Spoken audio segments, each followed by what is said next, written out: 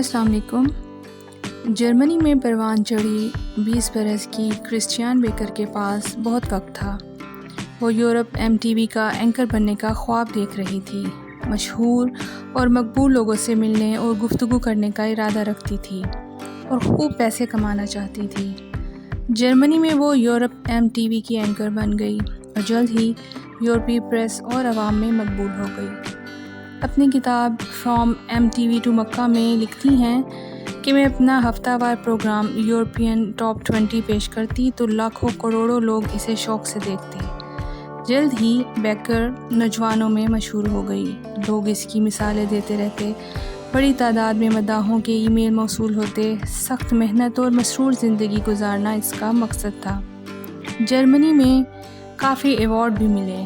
1989 میں جب وہ لندن آ گئیں تو وہ کہتی ہیں کہ مجھے وہ سب کچھ حاصل تھا جس کا خواب ایک نوجوان لڑکی دیکھتی ہے۔ اس کے باوجود میں مطمئن نہیں تھی۔ مجھ پر مسلسل پروگرام پیش کرنے کا دباؤ تھا، اسٹیج پر ہزاروں شائقین کا شور اور ہنگامہ، اور صبح کسی بے نام ہوٹل کے کمرے میں تنہا۔ اس بے پناہ زندگی نے مجھے اندر سے خالی کر دیا تھا۔ اس بحرانی دور میں جب میں اپنی کیریئر کے عروج پر تھی کہ میری ملاقات عمران خان سے ہوئی، اور جس نے میری زندگی یکسر بدل کر رکھ دی۔ عمران خان نے مجھے ایک بالکل مختلف دنیا سے متعارف کرایا، مشرق اور مذہب اسلام۔ اس سابق کرکٹر کی سربراہی میں پاکستان کو ورلڈ کپ حاصل کیے زیادہ عرصہ نہیں ہوا تھا، تو وہ سب کچھ چھوڑ چھاڑ کر لاہور میں اپنا فلاحی ہاسپٹل کی تعمیر پر توجہ دینا چاہتے تھے۔ اس وقت وہ اپنے عقائد کو دریافت کرنے کے عمل سے بھی گزر رہے تھے۔ وہ اپنی ہر دریافت پرجوش انداز میں لوگوں سے بیان کرتے۔ خاص طور پر میرے خیالات اور عقیدے شیک ہونے لگے، یعنی متزلزل ہونے لگے۔ ہم روحانیت پر گفتگو کرتے۔ اس بارے میں میں کچھ نہیں جانتی تھی۔ میری اور اس کی تہذیب مشرق اور مغرب کے درمیان کا فرق تھا۔ ہم نسل پرستی پر بھی بات کرتے۔ میری ملازمت جو مجھے بہت عزیز تھی، کسی بھی طرح اخلاقی اصولوں، سیاست اور مذہب کے لیے نامناسب ہے۔ ہم فلسفہ پر بھی بات کرتے۔ عمران خان نے مذہبی اصولوں اور ضابطوں کو زبردستی میرے حلق میں نہیں اتارا۔ عمران خان نے مجھے اسلام سے متعلق کتابیں فراہم کیں تاکہ میں اس کے عقیدے کو سمجھ سکوں۔ میں اس بارے بہت کم واقف تھی، بلکہ کسی حد تک بائسڈ بھی تھی۔ مجھے حیرت ہوئی کہ پہلی ہی کتاب نے مجھے متاثر کیا۔ یہ ایک نئی کائنات کی دریافت تھی۔ میں نے تسلیم کیا کہ خدا ایک ہے اور ہم اپنے کیے کے خود ذمہ دار ہیں۔ بچے معصوم پیدا ہوتے ہیں، گناہ گار نہیں۔ میں نے یہ سمجھا کہ قرآن روزمرہ کی عملی زندگی میں میری کس طرح مدد کر سکتا ہے۔ مجھے روحانیت کے بارے میں زیادہ سے زیادہ جاننے کی خواہش ہوئی۔ میں نے روح کے بارے میں مطالعہ کیا جو اپنے بنانے والے کی طرف لوٹ جائے گی، یعنی خدا۔ میں نے دریافت کیا کہ جسم اور دماغ کی طرح روح کو بھی غذا کی ضرورت ہوتی ہے، جسے میں اب تک نظر انداز کرتی رہی تھی۔ جلد ہی عمران خان نے مجھے پاکستان آنے کی دعوت دی اور پورے ملک کی سیر کرائی۔ اس دوران کرسٹیان بیکر کو پاپ سٹارز کی بجائے ایسے خدا پرست لوگوں سے ملنے کا موقع ملا جو دنیا کے عیش و آرام سے دور تھے۔ کرسٹیان نے قرآن کا مطالعہ کیا، اسلامی ممالک کا سفر کیا اور احساس ہوا کہ روحانی راستہ اس کو مل گیا ہے۔ وہ لکھتی ہیں، ہم شمالی پاکستان کی پہاڑوں میں بے حد غریب لوگوں سے ملے۔ انہوں نے فراخ دلی سے ہمارا استقبال کیا۔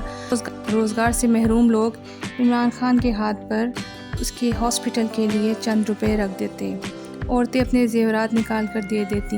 اس دوران عمران خان کی شادی ہو گئی، لیکن کرسٹیان کی اسلام سے دلچسپی کم نہ ہوئی۔ اسلام قبول کرنے سے 3 برس پہلے ہی اس کے دل نے آمادگی ظاہر کر دی تھی۔ بقول کرسٹیان، کیونکہ میں خدا کو اپنی زندگی میں حاصل کرنا چاہتی تھی، اپنے آپ کو پاکیزہ کرنا چاہتی تھی تاکہ ان روحانی پھلوں کا ذائقہ لے سکوں جن کے بارے میں نے پڑھا ہے، اور پھر میں نے لندن کی مسجد میں اسلام قبول کر لیا۔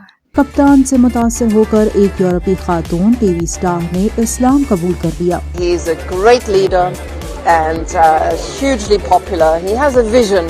Perhaps not everything worked out the way he envisaged, but his heart is in the right place.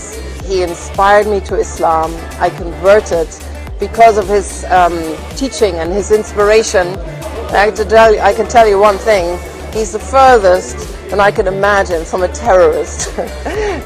He was inspired by Sufism. Have you ever met a Sufi terrorist?